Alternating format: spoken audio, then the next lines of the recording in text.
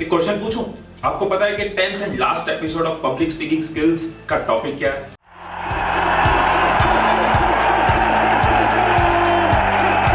And the answer is handling questions.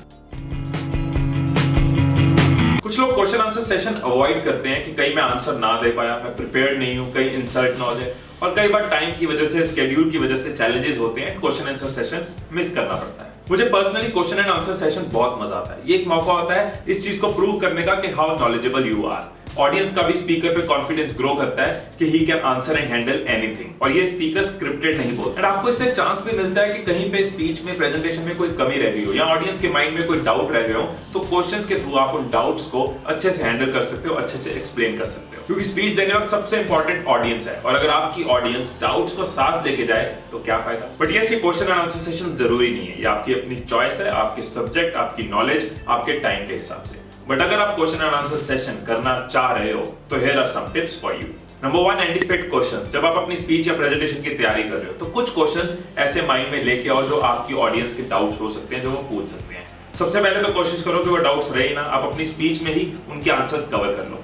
फिर भी अगर ये नहीं हो सकता तो उन क्वेश्चंस को एंटिसिपेट करके आप वेल इन एडवांस उसकी तैयारी कर सकते हो। So always try to anticipate questions in advance, इससे आपकी प्रेजेंटेशन बेटर होगी। Second tip, answer everyone. जब आपको कोई क्वेश्चन पूछे, उसको देखो, उसको सुनो, उसके बाद उसका क्वेश्चन रिपीट करो सो दैट पूरी ऑडियंस को वो क्वेश्चन क्लियर हो जाए, और ऑडियंस के साथ वो क्वेश्चन को रिलेट करो कि आप लोगों को भी इस आंसर का फायदा हो सकता है, आपकी लाइफ में भी ये क्वेश्चन आ सकता है, आपका भी ये डाउट हो सकता है, सो दैट आपकी ऑडियंस उस एक बंदे के क्वेश्चन में इंटरेस्टेड हो जाए और सब रिलेट कर पाए। सो आंसर देने वक्त ऑन एन एवरेज 20% फोकस उस पे रखो जिसने क्वेश्चन पूछा, और 80% फोकस बाकी ऑडियंस पे, सो दैट आप पूरी ऑडियंस को इन्वॉल्व करके रखो। Third, be honest. अगर आपको आंसर नहीं पता तो इधर उधर की गप्पे मत हांको, इधर उधर की बातें मत करो। लोग ऑनेस्टी को अप्रिशिएट करते हैं। उनको ऑनेस्टली बता सकते हो कि आपको आंसर नहीं पता, आप उनको गाइड कर सकते हो कि आंसर कैसे मिल सकता है, या फिर आप किस तरीके से आंसर लाके उनको वापस बताओगे, ओवर द मेल बताओगे या अगले सेशन में बताओगे, या कैसे बताओगे। बट मेक श्योर कि झूठ नहीं बोल रहे, ऑनेस्टली एक्सेप्ट कर रहे हो। Fourth, getting stretched. अगर आप किसी को आंसर कर रहे हो, वो आगे से आपसे डिस्कशन कर रहा है और वो स्ट्रेच होता जा रहा है, और आपको नजर आ रहा है कि आपकी ऑडियंस इस डिबेट में इंटरेस्टेड नहीं है, इस डिस्कशन में इंटरेस्टेड नहीं है, ऑडियंस का इंटरेस्ट लूज हो रहा है,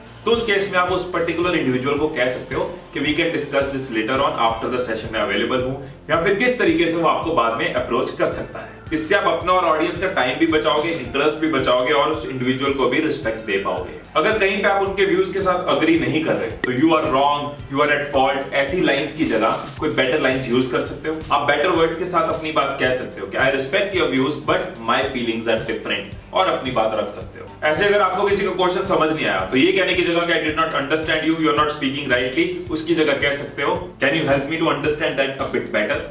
सिक्स्थ, टाइमिंग ऑफ सेशन। ज्यादातर लोग प्रेफर करते हैं कि question and answer session end में किया जाए, इससे आपकी स्पीच का फ्लो खराब नहीं होता और ऑडियंस के साथ ग्रिप मेंटेन रहती है। बीच में क्वेश्चन आंसर सेशन करने का एक फायदा हो सकता है कि आप ऑडियंस के नीड्स एंड इंटरेस्ट का आइडिया ले पाते हो, how well they are going with you, ये आपको पता चलता रहता है। मैं personally question and answer session end में प्रेफर करता हूं, आप अपने सब्जेक्ट टॉपिक के हिसाब से डिसाइड कर सकते हैं। और हाँ, कभी भी आपकी प्रेजेंटेशन की या स्पीच की closing question and answer session से नहीं होनी चाहिए।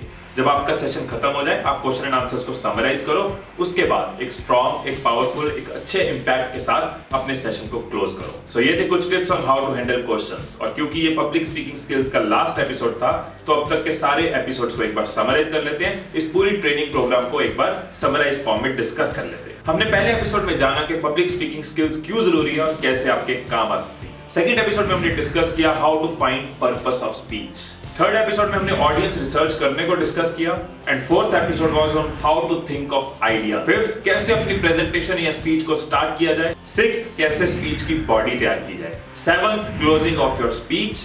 एट्थ में कैसे स्टेज फियर और नर्वसनेस को हैंडल किया जाए। Ninth episode was on body language and tone of voice, and the last episode on handling questions. इसके बाद भी अगर आपको कोई क्वेश्चंस हैं या डाउट्स हैं तो कमेंट्स में जरूर लिखना। मैं बोनस एपिसोड में इन क्वेश्चंस के आंसर्स को कवर करूंगा और आपके पब्लिक स्पीकर बनने की जर्नी में हमेशा आपके साथ रहूंगा। आई होप ये ट्रेनिंग आपके लिए अच्छी रही। वीडियो अच्छी लगी हो तो लाइक और कमेंट जरूर करना और दूसरों के साथ शेयर करना। मेरी और वीडियोस के लिए आप मेरे YouTube चैनल पे जा सकते हैं और अगर सब्सक्राइब नहीं किया तो सब्सक्राइब कर सकते हैं। You can also download my free mobile app on play store and app store. मेरी बेस्ट विशेस एंड प्रेयर्स आपके साथ हैं। आप इन टिप्स को मैक्सिमम यूज करो, मैक्सिमम प्रैक्टिस करो, मैक्सिमम फायदा लो और एक स्ट्रॉन्ग, एक कॉन्फिडेंट पब्लिक स्पीकर बनो। हो कितनी भी द ऑडियंस, तुम ना डरो, प्लानिंग एंड प्रैक्टिस ऐसी तुम करो, लोग याद रखें स्पीच तुम्हारी जब भी तुम स्टेज पे चढ़ो।